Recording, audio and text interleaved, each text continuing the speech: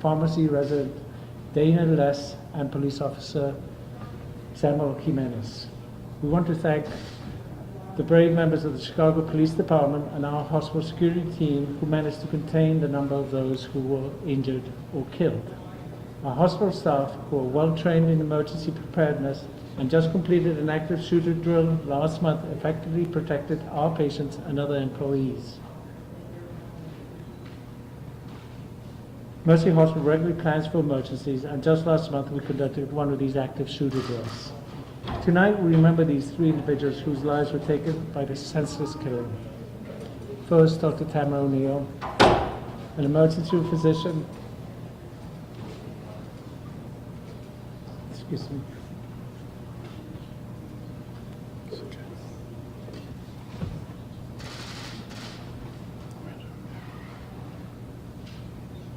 Who is dedicated to caring for her community. A wonderful individual.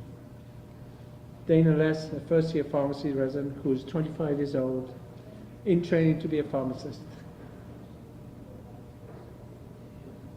Excuse me. She was a recent graduate of Purdue University and joined us in July. And obviously, Officer Samuel Jimenez, who's just 28 years old. And we cannot thank him enough for his courage and bravery today. Our emergency department currently is closed until tomorrow, and we are focused on continuing to care for our patients, and we'll be providing emotional and spiritual support for our colleagues who endured this trauma in this hospital today. And a hospital should be a safe place. Every shooting in America is a tragedy. It is a national tragedy. And it is especially senseless when a shooting occurs in the healing space of a hospital. We want to thank the members of our Catholic health system, Trinity Health, and our local communities for their prayers and support. We refer any questions you may have about the shooting to the Chicago Police Department, who are handling the investigation. Thank you. Sir, did you know when you were living out there, did you know Tamara? I knew Tamara very well. She was, excuse me, she was 38 years old, completely dedicated to her church. She never worked on Sundays. She led her choir in her church, and she fundraised every year for disadvantaged children for first, second, and third grade to get all their school supplies. And simply one of the most fascinating, hard-working persons. Medicine was a second career for her, and that's why she was 30 years old. She just started practicing here 2 years ago. She went to UIC, did a residency at UIC, and what can I say? You said that was your second career. What did you do before? I can't speak to that, but her family, she grew up in Portage, Indiana. So. Does she have kids? No, she had no children. She grew up where? Portage, Indiana. She's been working here For 2 years, yes. She graduated in 2016 from the UIC Emergency Medicine Program. And It's Les, you said? Les, L-E-S-S. D-A-N-A? D-A-Y-N-A. How do you spell her name? D-A-Y-N-A, and then Les, L-E-S-S. Pharmacy tech. She's a first-year pharmacy resident. I did not personally know her, but so I can only speak to about Tamara. And if you were in extremis, she was the right person for you. You just never miss work. And again, her total dedication to her church. From last year when I started here as a chairman, that was her one thing that she wanted. I want to be able to go to church on Sundays. I said, okay, so you work Fridays and Saturdays, and we'll make sure you go to church on Sunday. So, it's just would be sorely missed. What do you think that says about her character? Just the best person ever, really. Doctor, she was outside the hospital, just starting her shift. No, it was the end of her shift. She was working out. That's as much as I can tell you.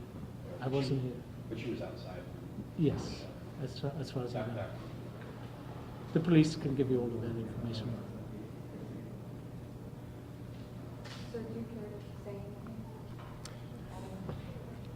Just that for our Mercy family, for the community that we serve, for our physicians, our technicians, for the first responders, we have prepared for active shooter just because of the world that we live in these days. But obviously never in our wildest imagination will we ever think that we will ever have to experience in today that we have.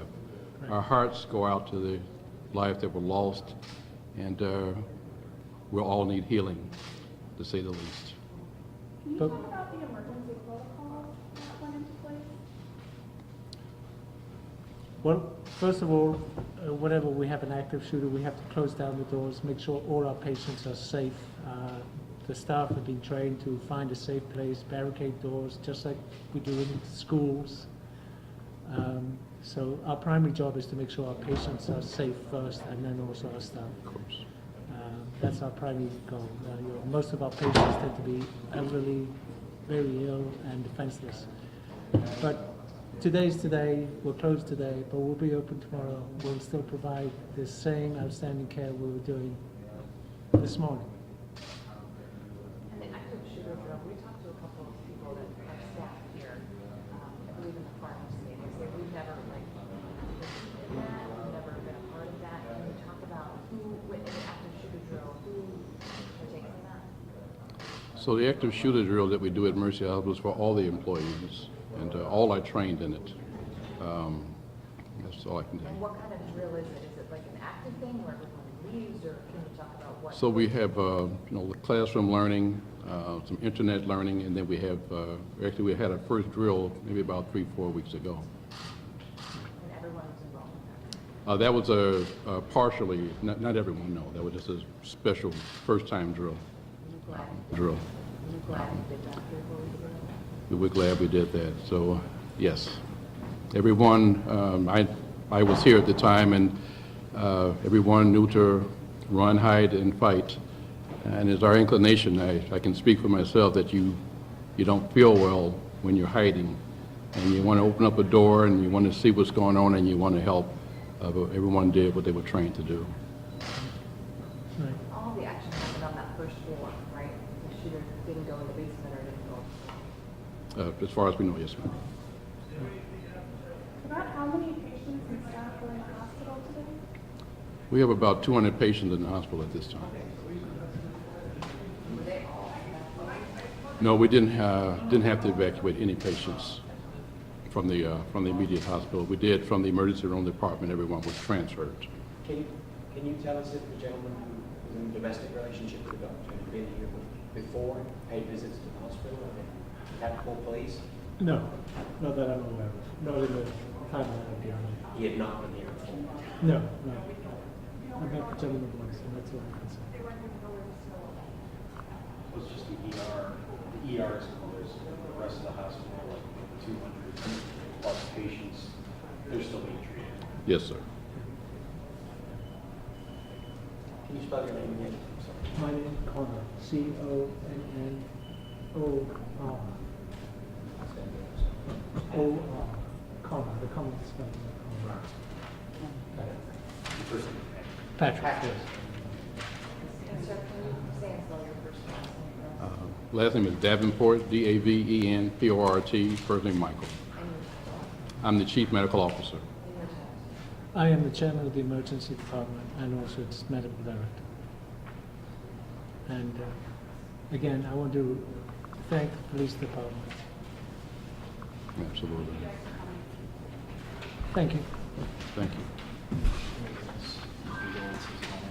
I just want to get this right. This is Dr. O'Neill, correct? Correct. Okay, thanks.